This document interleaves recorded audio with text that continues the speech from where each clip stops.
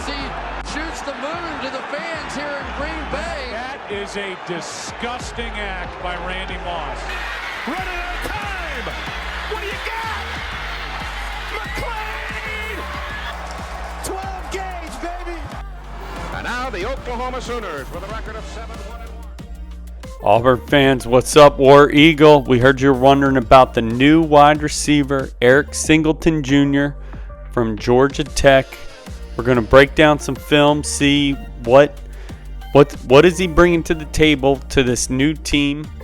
You got a lot riding on this season. Hugh Freeze, maybe on the hot seat, just like Brent Venables of Oklahoma. But hey, he was the number one transfer portal wide receiver, and they landed him to line up next to Cam Coleman. So, like or subscribe. Let's get into it. Here is 2nd and 6 against Georgia. Georgia Tech fans, man, they should have won this game. But watch, he's in motion, top of your screen. Man, I like that. 5'11", 190 pounds, sturdy build. They like to get him in motion a lot. You'll see him this time. I believe he's right here. No, he's up here in the top of your screen. He's going to do a shallow cross coming across the middle. But he's got that sturdy build, and yet he's got some acceleration. Now, this was 3rd and 7, clutch play. This is in the 4th quarter. Like I said, Georgia Tech should have won this game. But this is a stop route against one of the best corners in the game, Malachi Starks. And, yeah, we'll replay it again. But there he is, stumbles, gets up, keeps running. Now, what happened there, the Georgia defenders did collide. So let's back that up.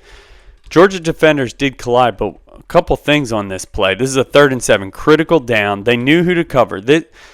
Eric Singleton Jr. was their most explosive player on the team, so they know who they're covering. And you're going to see him. He's going to do a stop route. The Georgia defenders collide, but watch his acceleration even after stumbling to pick up a lot of chunk yards that they really needed here. Stumbles, keeps his acceleration going, and gets it down to the 15-yard line. Love, love, love that play. Now, next one, something we got to talk about with this young man. Oh, that's the next play. Let's just see this one. Another shallow cross. Look, turns on the burners. So the kid's definitely got acceleration and speed. And yet, I like him because he plays on the outside. He plays slot. He's a kick returner.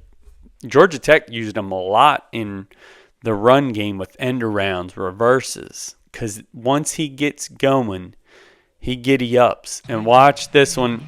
Now, he's too fast for the cameras. He's going to come off screen. He's deep, beating everybody. The whole team he got behind. And that is why he was ranked number 1, because he's explosive, especially straight line speed, and I see some acceleration. Now, this play, I cut off the beginning there. Again, the reason I'm showing this, though, look at the acceleration. As soon as he gets this ball, he doesn't dance around. He just turns it up and gets a tutty. So, yeah, I do love his acceleration and his explosive top-end speed. Like I said, he's versatile. This is against another great defense, Notre Dame. 2nd and 10, if you need him to go get that possession, then you can do that as well, because he can line up on the outside and just get a chunk yards of 10 in Notre Dame territory, mind you. Nice hands, close covered, but still held on to it. So, a lot to like. Yeah, he had a couple bobbles here. He bobbles this one out of bounds. But Is that the end of the world? No. Oh. One sec. One more play, or one or two more plays here. Still against Notre Dame. Fighting Irish defense is stout. But there's just, again, getting open, getting those mid-level yards that you need. And here's him on a kick return, showing that top-end speed again. Doesn't take it to the house. But here's my conclusion on him. Auburn fans, I'm going to say there's other plays you didn't see. He draws double coverages and got his own teammates open because they were putting safeties over the top because they knew of his threat vertically. They knew he was a something to deal with. And they really like to get him in motion, as you saw in some of those plays. But what is my conclusion on this guy? I think Auburn fans, you'll see him as a solid number 2 receiver. He's reliable. He could be their number 1 receiver, but he's not going to explode on the scene. I think he's just going to have real solid numbers, maybe getting close to that 950 yards, but lining up against Cam Coleman, that's going to really help Jackson Arnold. So Auburn fans, you don't got to worry about receiver. What you need to worry about, can Jackson Arnold play under pressure? He seemed to fold a lot. He had a horrible O-line. They're saying he's turned it around. Hugh Freeze is saying that it's summertime. We know we're pumping sunshine, but I think you're not going to worry about receiver. Yes, you lost your running back.